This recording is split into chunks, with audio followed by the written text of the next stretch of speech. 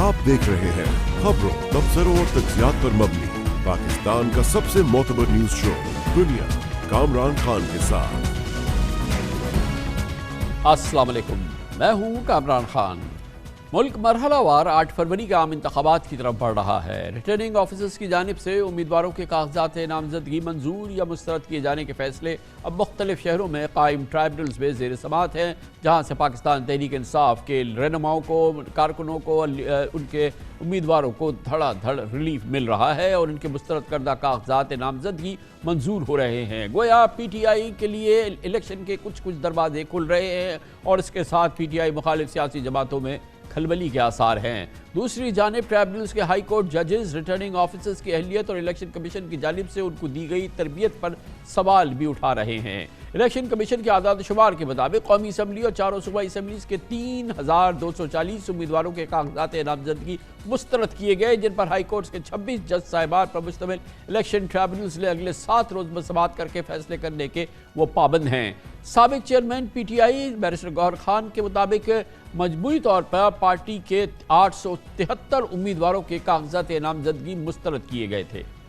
आज किसी भी ट्राइब्यूनल से किसी उम्मीदवार की कागजात नामजदगी के खिलाफ अपील मुस्तरद होने की खबर नहीं आई। इमरान खान के ने 122 से कागजात मुस्तरद होने की अपील की समाअत कल होगी। अलबत्ता शाह महमूद कुरैशी, हलीमा आदिल शेख, फिरदौस शमीम नकवी, जुल्फी बुखारी, राजा बशारत, सलमान अकरम राजा, आतिफ खान समेत PTI के दर्जनों उम्मीदवारों के कागजात नामजदगी मंजूर कर लिए गए हैं। इसके अलावा फवाद चौधरी भी अब इंतखाब में हिस्सा ले सकेंगे। इस्लामाबाद ट्राइब्यूनल ने शोएब शाहीन के कागजात नामजदगी मुस्तरद किए जाने का RO फैसला करदम कर दिया, जबकि अरबाब मोहम्मद ताहिर ने समाअत के दौरान कहा कि RO साहब मामूली एतराज़ात पर आपको उसी वक्त कन्फ्रंट करना चाहिए था। जस्टिस अरबाब मोहम्मद ताहिर ने रिमार्क्स दिए कि इलेक्शन कमीशन ने ROs को बाकायदा मावनत फराहम नहीं की। इलेक्शन कमीशन के वकील ने जवाब दिया कि ROs को पहले तरबियत फराहम की गई थी, जिस पर जस्टिस अरबाब मोहम्मद ताहिर ने कहा कि तरबियत तो फराहम की गई लेकिन पूरा कानून नहीं पढ़ाया गया। इसी तरह सिंध में जस्टिस कादिम हुसैन तीनियों पर मुश्तमिल ट्राइब्यूनल ने रिटर्निंग ऑफिसर्स पर गैर ज़रूरी तौर पर कागजात नामजदगी मुस्तरद करने पर बरहमी का इज़हार करते हुए रिमार्क दिए कि जो ROs इस किस्म के फैसले करेंगे वो इलेक्शन कैसे कराएंगे। दिलचस्प सूरत हाल है, इस पर मज़ीद बात करेंगे। हमारे साथ मौजूद हैं जनाब Jibran Nasir, civil right activist हैं। जिब्रान साहब, आप खुद गो कि आप आई गेस इलेक्शन लड़ रहे हैं आज़ाद हैसियत में, लेकिन आपने PTI के फिरदौस शमीम नकवी साहब के कागजात नामजदगी मुस्तरद होने का केस उठाया और आज उनके वो कागजात जो हैं वो मुस्तरद होने का जो RO का फैसला था वो मुस्तरद हो गया। फिरदौस शमीम नकवी साहब इंशाल्लाह इलेक्शन लड़ पाएंगे। ये पूरा माहौल जो आप देख रहे हैं जो कि बहुत ही एक्स्ट्राऑर्डिनरी है, 850 PTI के जो उम्मीदवार थे उनके कागजात मुस्तरद हुए, मगर उसी तरह से बड़ा एक्स्ट्राऑर्डिनरी ये मामला है कि जब ये ट्राइब्यूनल्स में गए ये ROs के तमाम फैसले जो हैं वो ट्राइब्यूनल्स ने मुस्तरद कर दिए। एक बहुत ही गैर मामूली कैफियत है। देखिए, ये गैर मामूली कैफियत ज़रूरी है, बट हम ये नहीं कह सकते कि ये बाय डिफ़ॉल्ट है, ये डेफिनेटली बाय डिज़ाइन है।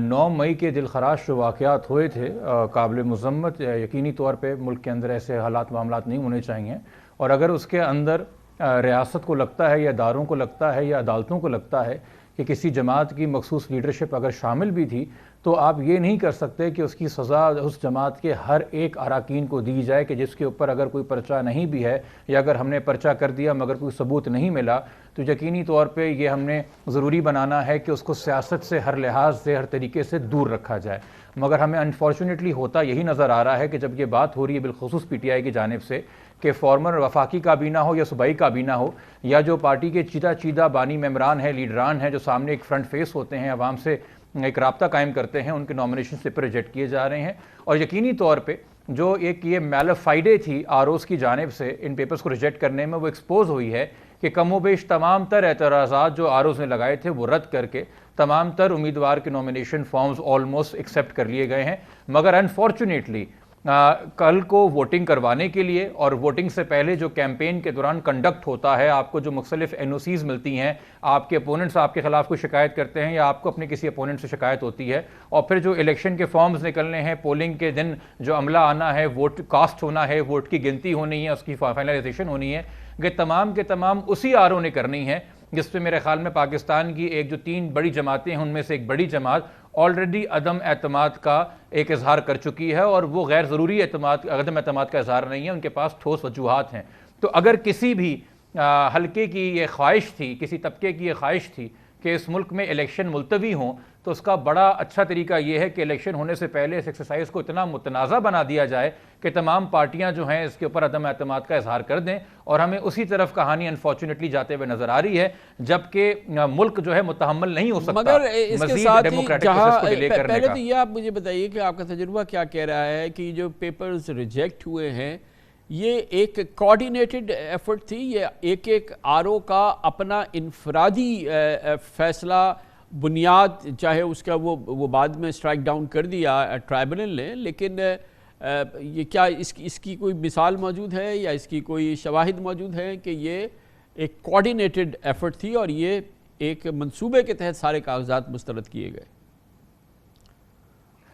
دیکھیے، ہمیں کہیں پہ تو آپ کو اسلام آباد ہائی کورٹ کے کامنٹس ابھی تھوڑی دیر پہلے اپنے پرومو میں چلا رہے تھے کہ جج صاحب فرما رہے ہیں کہ 3 الگ الگ حلقوں میں جو آروز پیپر ریجیکٹ کر رہے ہیں اس میں فل سٹاپ اور کامے کا بھی فرق نہیں ہے، مگر ہمیں یہ بھی نظر آ رہا ہے کہ کم سے کم یہ بیسک انسٹرکشنز کہیں نہ کہیں تھیں کہ کچھ بھی کر کے ان کے نومینیشن پیپر ریجیکٹ کرو۔ اگر میں آپ کو ایک مثال دوں تو فردوس شمیم نقوی صاحب کے یہ کہہ کے پیپرز ریجیکٹ کیے گئے کہ چونکہ پارٹی کا سمبل لے لیا گیا ہے ای سی پی کی جانب سے تو یہ کس نشان کے اوپر الیکشن لڑیں گے، اس لیے ان کو الیکشن لڑنے کی اجازت ہی نہیں ہے۔ اتنا بے تکا سا فیصلہ، اتنا بغیر کسی منطق کے اور قانون کے اس کے پریمس میں ڈیپ روٹڈ نہیں تھا یہ فیصلہ، اپنی طرف سے اخذ کر کے، تو یعنی کہ یہ جو عملہ سارا آرو کا تھا جس کی ٹریننگ پہ آپ کو پتا ہے بڑا شور مچایا گیا تھا، جب پشاور ہائی کورٹ نے ایک نوٹیفیکیشن سسپینڈ کیا تھا، بلکہ لاہور ہائی کورٹ نے، تو بڑا شو کوز بھی ہوا تھا سپریم کورٹ کی جانب سے اور بڑی بات ہی گئی تھی کہ سر ٹریننگ رک گئی، اگر ٹریننگ نہیں ہوگی تو الیکشن کیسے ہوں گے، یہ ٹریننگ بڑی ضروری ہے۔ تو یہ تو پھر ساری ذمہ داری سکندر سلطان راجہ صاحب نے اپنے سر پہ لی ہے، کیونکہ یہ ان کے ٹرین شدہ آروز ہیں، اور اگر ان کو یہی نہیں پتا کہ آرٹیکل 63 کیا کہتا ہے، آرٹیکل 62 کیا کہتا ہے، اور الیکشنز ایکٹ 2017 کا سیکشن 62 کیا کہتا ہے، اور اس سے ہٹ کے ہم جو بھی چاہیں گے ریزن لکھ دیں گے ریجیکٹ کرنے میں پیپرز، تو اس کو آپ میلافائڈ ہی کہیں گے انفارچونیٹلی، اس کے علاوہ تو یہ مگر ایک اوور آل جو الیکشن پروسیس آپ نے بھی شروع میں یہ بات کی ہے کہ اگر ہول سیل ریجیکشن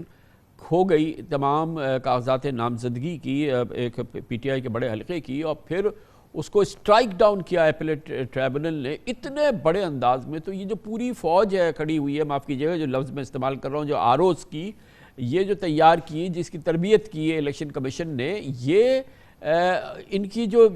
ان کا جو رزلٹ سامنے آیا ہے یہ تو بہت ہی بڑے خطرے کی نشاندہی کر رہا ہے، جیسے کہ آپ نے خود عرض کیا کہ اس میں تو ابھی کئی مراحل ہیں جہاں پہ آروز کا امتحان ہونا ہے، اور یہ پہلے امتحان میں بری طرح سے فیل ہو گئے۔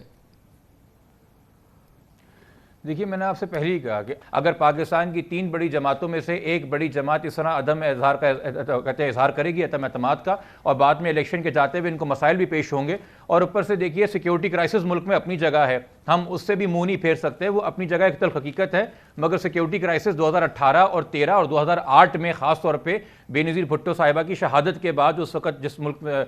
دور سے ملک گزرا تھا وہ زیادہ تھے، مگر اب یہ دیکھ لیجئے کہ سینٹ کے اندر ایک صاحب آج کھڑے ہو جاتے ہیں اور ریزولوشن پاس کر دیتے ہیں، اور پھر باقی سارے سینیٹرز کو ریزولوشن کے پاس ہونے کے بعد خیال آتا ہے کہ نہیں جی الیکشن تو ٹائم پہ ہونے چاہیے، ایسی کوئی بات کوئی نہ کرے۔ تو یہ تمام تر کوششیں کئی طریقے سے کی جا رہی ہیں کہ جو الیکشن میں حصہ لے رہے ہیں وہ بھی بد دل ہو جائیں، جو الیکشن کروا رہے ہیں ان کی بھی کریڈیبلٹی ہٹ ہو جائے، اور جو الیکشن وقت پہ کروانا چاہ رہے تھے یعنی کہ جیسے کہ سپریم کورٹ، ان کو اتنا مجبور کر دیا جائے کہ ان کو بھی کوئی اور راہ نظر نہ آئے اور کوئی اس طریقے سے کوئی ڈیلے پروسیس لیا جائے۔ میں خلاف الیکشن پی ٹی آئی کے 2 الیکشن لڑ چکا ہوں، اب تیسرا الیکشن بطور آزاد لڑنے جا رہا ہوں، مگر مجھے ایک حقیقی الیکشن میں حصہ لینا ہے، مجھے شکست سے کوئی خوف نہیں ہے، میں کتنے بھی بے تحاشا ووٹوں سے ہاروں، مجھے اس بات کی خوشی ہوگی کہ میرے ایک حلقے کے ہر ووٹر کو، چاہے وہ تحریک انصاف کا تھا، پیپلز پارٹی کا تھا، نون لیگ کا تھا، تحریک لبیک کا تھا، جماعت اسلامی کا تھا، ایم کیو ایم کا تھا، جماعت علماء اسلام فے کا تھا، یا کسی آزاد امیدوار کا ووٹر تھا، اس کو اپنا نمائندہ بھی ملا، اس کو اپنا نمائندہ کیمپین کرتے ہوئے بغیر خوف و خطر بھی نظر آیا،